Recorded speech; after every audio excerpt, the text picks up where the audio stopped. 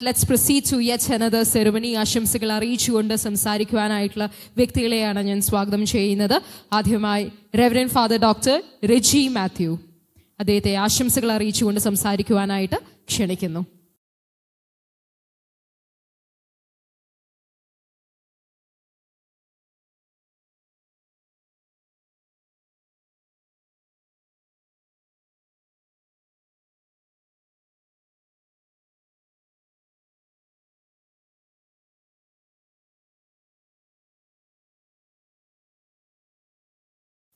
സമാദരണീയനായ എല്ലാവരുടെയും പ്രിയങ്കരനായ Himalayan master doctor Ashraf, സത്വ glow ayurvedic wellness എന്നുള്ള ഒരു ഫാക്ടറി, ഇതിൻ്റെ പ്രോഡക്ട്സ് ഉദ്ഘാടനം ചെയ്യാനായിട്ട് നമുക്ക് അവസരം തന്ന അതിൻ്റെ MD ഡോക്ടർ സയ്യിദ് സിറാജുദ്ദീൻ ഉൾപ്പെടെയുള്ള എല്ലാ ഭാരവാഹികളെ, സംഘാടകരെ, വേദിയിലും സദസ്സിലുമായിരിക്കുന്ന എല്ലാ വിശിഷ്ട അതിഥികളെ, നിങ്ങൾക്കെല്ലാവർക്കും എൻ്റെ സ്നേഹവന്ദനം.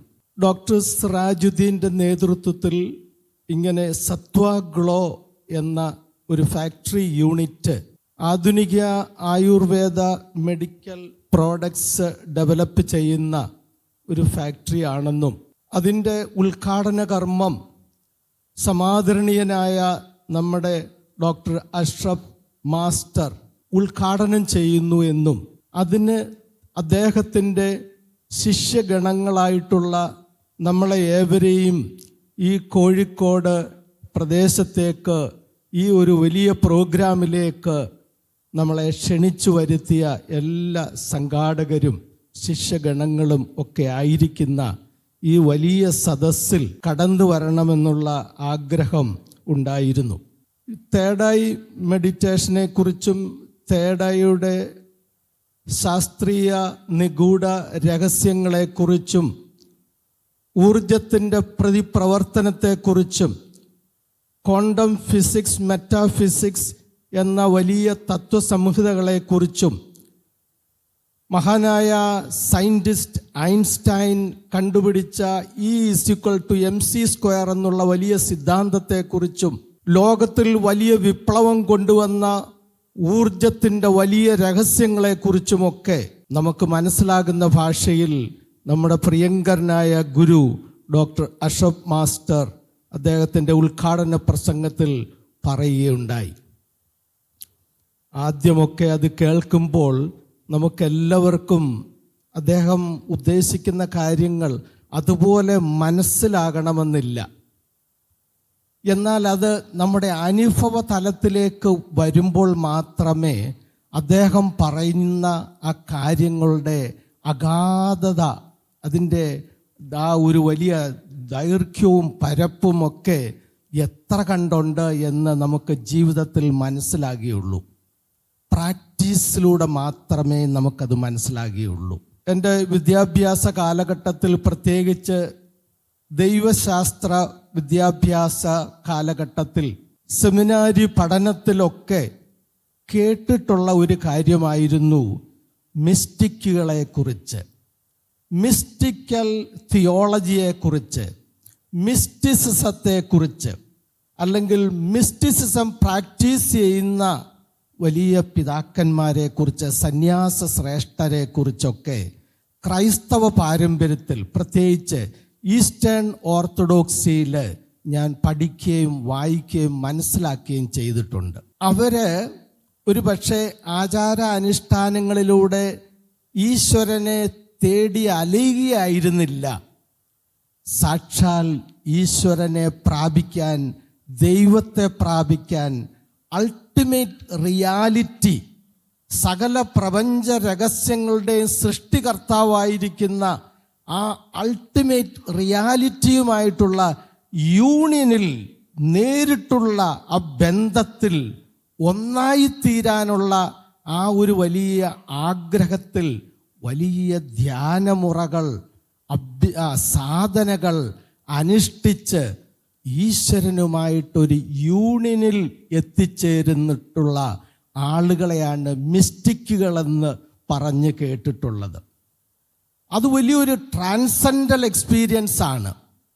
നാം ശരീരം വിട്ട് ആത്മാവിൽ അല്ലെങ്കിൽ വായുവിൽ ഫ്ലോട്ട് ചെയ്യാൻ കഴിയുന്നത് പോലെ, ഈശ്വരനിലേക്ക് പറന്നുയരാൻ കഴിയുന്നത് പോലെ വലിയൊരു ട്രാൻസെൻഡൽ എക്സ്പീരിയൻസിനെ കുറിച്ചൊക്കെ ഞാൻ പഠിച്ചിട്ടുണ്ട്, കേട്ടിട്ടുണ്ട്.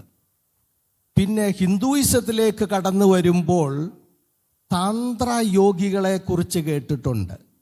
താന്ത്ര യോഗ ട്രഡീഷനെ കുറിച്ച് അതും വലിയ സാധനയായിട്ട് പഠിച്ചു വന്ന് പിന്നെ അതൊരു മാർഗമായി തീർന്ന് ഈ പറഞ്ഞതുപോലെ ഈശ്വരനുമായിട്ടുള്ള ഒരു യൂണിയനിലേക്ക്, ആ ഒരു ട്രാൻസെൻഡൽ എക്സ്പീരിയൻസിലേക്ക് കടന്നു വരുന്ന യോഗികളെ കുറിച്ച് കേട്ടിട്ടുണ്ട്. ബുദ്ധിസത്തിലും മറ്റും ലാമമാരെ കുറിച്ച്, സൂഫികളെ കുറിച്ചൊക്കെ കേട്ടിട്ടുണ്ട്. എന്തായാലും എൻ്റെ ഒരു ചിരകാല അഭിലാഷമായിരുന്നു ധ്യാനത്തിൻ്റെ ഉന്നത അവസ്ഥയിലേക്ക് പ്രവേശിക്കുകയും ആ ഒരു ട്രാൻസെൻഡൽ എക്സ്പീരിയൻസ് കൈവരിക്കുകയും ഈശ്വരനുമായിട്ടുള്ള ഒരു നേരിട്ടുള്ള യൂണിയനിലേക്ക് എങ്ങനെ കടന്നു വരാമെന്നുള്ള ചിന്തയും ആഗ്രഹവും മനസ്സിലുണ്ടായിരുന്നു. എൻ്റെ ഒരു വലിയൊരു അന്വേഷണമായിരുന്നു ധ്യാനത്തിൻ്റെ ഉന്നത അവസ്ഥയിൽ എത്തിച്ചേരണം. അത് പഠിപ്പിച്ചു കൊടുക്കുന്ന ഏതെങ്കിലും സ്ഥലങ്ങളുണ്ടോ എന്ന് ഞാൻ അന്വേഷിക്കുമായിരുന്നു. ഹിമാലയൻ സാനുക്കളിലും മറ്റും വലിയ തപസ് ചെയ്യുന്ന ഋഷിമാരുണ്ടെന്ന് കേട്ടിട്ടുണ്ട്. അവിടെങ്ങും എത്തിപ്പെടാൻ പോലും നമുക്ക് സാധിക്കുകയില്ല. അല്ലെങ്കിൽ ലാമ മഹർഷിമാരുടെ അടുത്തേക്ക്, സൂഫികളുടെ അടുത്തേക്ക് കടന്നു ചെല്ലാൻ സാധിക്കുമായിരുന്നില്ല. എന്നാൽ കേരളക്കരയിൽ അതിനെന്തെങ്കിലും മാർഗമുണ്ടോ എന്ന് നെറ്റിലൊക്കെ ഇങ്ങനെ സെർച്ച് ചെയ്തുകൊണ്ടിരുന്ന കാലഘട്ടത്തിലാണ് ഹിമാലയൻ മാസ്റ്റർ ഡോക്ടർ അഷ്റഫ് ഇങ്ങനെ ഒരു ക്ലാസ് നയിക്കുന്നതായിട്ട് ഞാൻ മനസ്സിലാക്കിയത്. അങ്ങനെ എനിക്ക് തോന്നുന്നു 2023 മാർച്ച് 19 തൊടുപുഴയിലെ ക്ലാസ്സിലാണ് അദ്ദേഹത്തെ നേരിട്ട് കാണാനായിട്ടും ത്രിതല ദീക്ഷ അദ്ദേഹത്തിൽ നിന്ന് സ്വീകരിക്കാനായിട്ടും ഇടയായിട്ടുള്ളത്. അതെൻ്റെ ജീവിതത്തിലെ വലിയ ഒരു മാറ്റം തന്നെയായിരുന്നു. അന്ന് ഉണ്ടായിരുന്ന സംഘാടകരൊക്കെ പറഞ്ഞു, ഈ ദിവസത്തിൻ്റെ അവസാനമാകുമ്പോഴേക്ക് നിങ്ങൾക്ക് മനസ്സിലാകും ഡോക്ടർ അഷ്റഫ് സാർ ആരാണ് എന്ന് ഉള്ളത്. രണ്ടാമത്, നിങ്ങളുടെ സോഫ്റ്റ്വെയർ തന്നെ അദ്ദേഹത്തിന് മാറ്റിമറിക്കാനായിട്ട് സാധിക്കും. ഈ ഒരു ദീക്ഷയിലൂടെ നിങ്ങൾ തന്നെ മറ്റൊരാളായി തീരും എന്നൊക്കെ. ഇതൊക്കെ എന്താണ് പറയുന്നതെന്നൊന്നും മനസ്സിലായില്ല. എങ്ങനെ സോഫ്റ്റ്വെയർ ഒക്കെ മാറ്റിമറിക്കുന്നത്, എങ്ങനെ നമ്മളെ വേറൊരു വ്യക്തിയാക്കി തീർക്കുന്നതെന്നൊന്നും എനിക്ക് പിടികിട്ടിയില്ല. ഏതായാലും എൻ്റെ ഒരേ ഒരു ആഗ്രഹമേ ഉള്ളായിരുന്നു, ധ്യാനത്തിൻ്റെ ഉച്ചസ്ഥായിലെത്തണം. ഈ ധ്യാനത്തിലൂടെ ഈശ്വരനെ പ്രാപിക്കണം, ഈശ്വരനുമായിട്ടൊരു യൂണിയനിലെത്തണം. അതോടൊപ്പം തന്നെ ആ വലിയ ട്രാൻസെൻഡൽ എക്സ്പീരിയൻസ്, ബോഡി പോലും നമ്മൾ മറന്ന്, നമ്മൾ ശരീരത്തിലായിരിക്കുന്നു ഇന്ന്, ആ ശരീര അവസ്ഥയെപ്പോലും നമ്മൾ മറന്ന് നമുക്ക് പാറിപ്പറക്കാൻ പറ്റുന്നത് പോലെ ഒരു ഏഞ്ചലിക് എക്സ്പീരിയൻസിലേക്ക്, ഫ്ലോട്ട് ചെയ്യാൻ സാധിക്കുന്ന എക്സ്പീരിയൻസിലേക്ക്, കംപ്ലീറ്റ് ആയിട്ട് ആ ബോഡി കോൺഷ്യസ് മറന്ന് ഒരു സോൾ കോൺഷ്യസിലേക്ക് എത്തിച്ചേരുന്ന ധ്യാനത്തിൻ്റെ ഉന്നത അവസ്ഥ എന്താണെന്ന് മനസ്സിലാക്കാൻ മാത്രമേ ഞാൻ ആഗ്രഹിച്ചിരുന്നുള്ളൂ. പക്ഷേ അന്ന് വൈകിട്ടായപ്പോഴേക്ക്, ദീക്ഷ എടുത്ത് കഴിഞ്ഞപ്പോഴേക്ക്, അദ്ദേഹത്തെ ഞാൻ പ്രാപിച്ചു കഴിഞ്ഞപ്പോഴേക്ക് എനിക്ക് മനസ്സിലായി ഈ പറഞ്ഞതെല്ലാം സത്യമായിരുന്നു എന്ന്. ഞാൻ എൻ്റെ അന്ന് വരെ ഉണ്ടായിരുന്ന ഒരു മാനസികാവസ്ഥയല്ല പിന്നീടുണ്ടായത്. അന്ന് വരെയുള്ള മാനസികാവസ്ഥ എന്തിനേയും പേടിക്കുകയും ഭയക്കുകയും ഉത്കണ്ഠ ഉണ്ടായിരിക്കുകയും ആങ്സൈറ്റി ഉണ്ടാകുകയും ഒക്കെ ചെയ്യുന്ന ഒരു മാനസിക തലത്തിൽ നിന്ന് ഇനി യാതൊന്നിനെയും പേടിക്കാത്ത, ഒന്നിനെയും ഭയപ്പെടാത്ത, യാതൊരു അല്ലലുമില്ലാത്ത, വളരെ സമാധാനപരമായിരിക്കുന്ന, ശാന്തസുന്ദരമായ ജീവിതം വളരെ ഈസിയായി തോന്നുന്ന ഒരു പാതയിലൂടെ പോകാനായിട്ടുള്ള ഒരു വലിയ അവസരമാണ് എനിക്ക് ലഭിച്ചത്. സോഫ്റ്റ്വെയർ ഒക്കെ മാറിപ്പോയി. ഒരു പുത്തൻ സോഫ്റ്റ്വെയർ കിട്ടിയതുപോലെ, ഒരു ഫോർമാറ്റ് ചെയ്ത ഒരു കമ്പ്യൂട്ടർ മെഷീൻ പോലെ, ഒരു ഫാക്ടറി സെറ്റിങ്സിലേക്ക് എന്നെ മാറ്റിയെടുത്തതുപോലെ ദൈവം എന്താണോ നമ്മളിൽ നിന്ന് ആഗ്രഹിക്കുന്നത്, ഈശ്വരൻ എന്താണോ നമ്മളിൽ നിന്ന് ആഗ്രഹിക്കുന്നത്, നമ്മൾ എങ്ങനെ ഈ ലോകത്ത് ജീവിക്കണം, നമ്മളിങ്ങനെ കഷ്ടപ്പെട്ടും നിരാശപ്പെട്ടും തകർന്നും ഒന്നും ജീവിക്കാനല്ല ഈശ്വരൻ ആഗ്രഹിക്കുന്നത്. നമ്മൾ സമാധാനമായിട്ടും ശാന്തസുന്ദരമായിട്ടും മാഷ് പറഞ്ഞതുപോലെ നമ്മുടെ ആവശ്യത്തിന് ധാരാളം പണമുണ്ടായും സ്വസ്ഥമായും ഒക്കെ ജീവിക്കാനാണ് ഈശ്വരൻ ആഗ്രഹിക്കുന്നത്. അങ്ങനെ നമ്മൾ ഈശ്വരനിലേക്ക് എത്തിച്ചേർന്ന് കഴിഞ്ഞാൽ പിന്നെ ഒന്നിനെക്കുറിച്ച് നമുക്ക് ഭാരമില്ല, ബുദ്ധിമുട്ടില്ല. വളരെ ശാന്തസുന്ദരമായിട്ട് ജീവിക്കാൻ നമുക്ക് സാധിക്കുമെന്നുള്ളതിന് സംശയമില്ല. ആ ഒരവസ്ഥയിലേക്ക് എത്തിച്ചേരാൻ എനിക്കിടയായി തീർന്നു. നമ്മുടെ ചിന്തയാണ് എനർജിയായിട്ട്, തരംഗങ്ങളായിട്ട് രൂപാന്തരപ്പെട്ട് നാം ചിന്തിക്കുന്നതൊക്കെ തൽക്ഷണം നടപ്പിലാകുന്ന ഒരു സാഹചര്യം നമുക്കുണ്ടാകും. നമ്മൾ ആരോട് എന്തു പറയണമെന്ന് ആഗ്രഹിച്ചാൽ അവർ ആ കാര്യവുമായിട്ട് ഇങ്ങോട്ട് വിളിക്കുന്നതൊക്കെ കണ്ട് ഞാൻ അത്ഭുതപ്പെട്ടു പോയിട്ടുണ്ട്. ആകയാൽ ഈ ദീക്ഷ എടുത്ത് ഈ മെഡിറ്റേഷൻ പ്രാക്ടീസ് ചെയ്ത് എനിക്ക് പെട്ടെന്ന് തന്നെ കിട്ടാൻ തുടങ്ങിയ അനുഭവങ്ങൾ. സാധാരണ അന്ന് ഞാൻ കേട്ടത് ഒരു 3-4 വർഷമെങ്കിലും നമ്മൾ പ്രാക്ടീസ് ചെയ്ത് കഴിഞ്ഞ് മാസ്റ്ററും ഒക്കെ പറയുന്ന ആ ഒരു അവസ്ഥയിൽ നമ്മൾ എത്തത്തുള്ളെന്നാണ് എന്നോട് പറഞ്ഞിരുന്നത്. അപ്പം ഞാൻ ഇനി ഒരു 4 വർഷം പ്രാക്ടീസ് ചെയ്യണമല്ലോ എന്ന് വിചാരിച്ചിരുന്നു. പക്ഷേ വളരെ നേരത്തെ തന്നെ അതെൻ്റെ ഒരു ജീവിത ശൈലിയായി തീർന്നു. സാധാരണഗതിയിൽ 2 മണിക്ക് 3 മണിക്ക് 4 മണിക്ക് എന്തിനു വേണ്ട 6 മണിയായാലും എഴുന്നേറ്റാൽ വലിയ ക്ഷീണം, എഴുന്നേക്കാൻ മടി, ഇച്ചിരൂടെ കിടന്നാലോ എന്നുള്ള ചിന്ത, അല്ലെങ്കിൽ ഒരു മോർണിംഗ് സിക്നസ്, എനർജി ഇല്ലായ്മ, ഒരു ശേഷിയില്ലായ്മ, എല്ലായ്പ്പോഴും ക്ഷീണം. ആണ്ടിലൊരു 2 പ്രാവശ്യമെങ്കിലും ഞാൻ പഞ്ചകർമ്മ ചെയ്യുമായിരുന്നു. ഇപ്പം എനിക്ക് ഒരു പഞ്ചകർമ്മയും ആവശ്യമില്ല. എന്നെ കാണുന്ന എല്ലാവരും പറയും, ഈ പ്രായത്തിലും ഫാദർ ഇത്ര എനർജറ്റിക് ആയിരിക്കുന്നതിൻ്റെ രഹസ്യം എന്താണെന്ന്.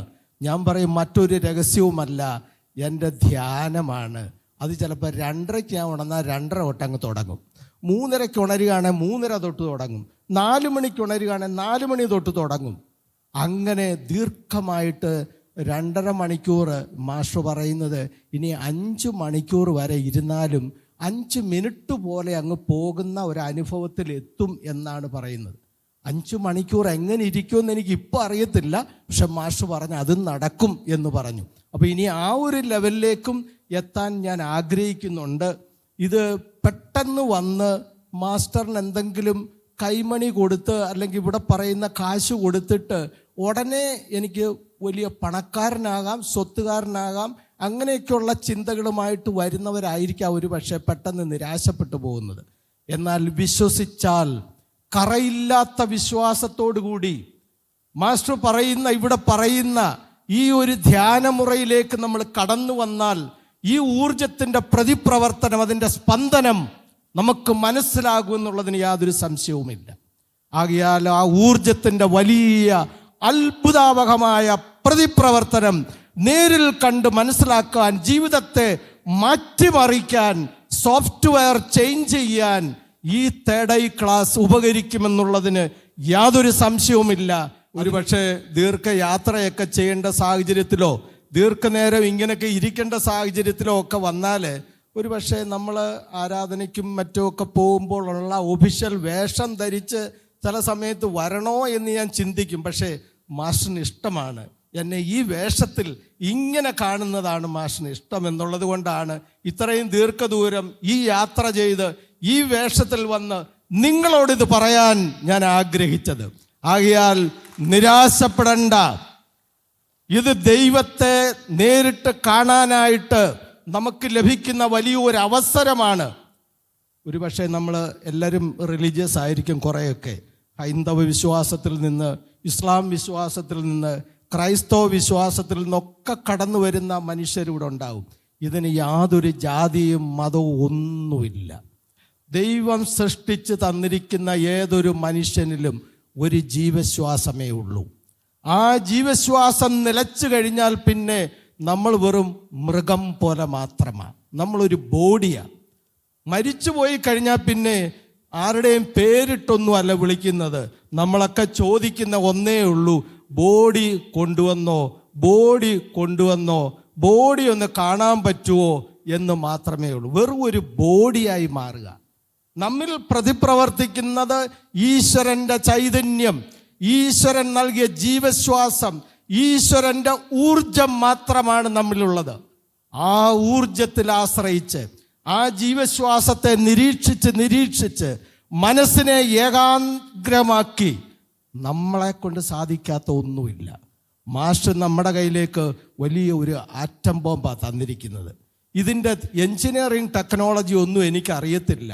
ഞാനതങ്ങ് വിശ്വസിച്ചു. മാസ്റ്റർ പറഞ്ഞതുപോലെ ആ പവർ അങ്ങ് ഉപയോഗിച്ചു. അപ്പോഴാണ് എനിക്ക് മനസ്സിലായത് ഇത് നമുക്ക് വിശ്വസിക്കാൻ പോലും പറ്റാത്ത വലിയ പവറാണെന്നുള്ളത്. ആ പവർ സ്വായത്തമാക്കാൻ എല്ലാവർക്കും സാധിക്കട്ടെ എന്ന് ആശംസിച്ചുകൊണ്ട് ഈ തേർഡ് ക്ലാസ് അഭംഗുരം തുടർന്നു പോകണമെന്നുള്ളതാണ് ഒരു നിശ്ചയദാർഢ്യമായിട്ട് മാസ്റ്ററുടെ എല്ലാ ശിഷ്യഗണങ്ങളും ഒറ്റക്കെട്ടായി കടന്നു വന്ന് ഈ ക്ലാസ് എത്രയും വേഗം തുടരാനായിട്ടുള്ള ഒരു സാഹചര്യം ഉണ്ടാകട്ടെ എന്ന് ഞാൻ പ്രാർത്ഥിക്കുകയും ആശംസിക്കുകയും ചെയ്തുകൊണ്ട് എൻ്റെ വാക്കുകളെ ഉപസംഹരിക്കുന്നു. നന്ദി, നമസ്കാരം.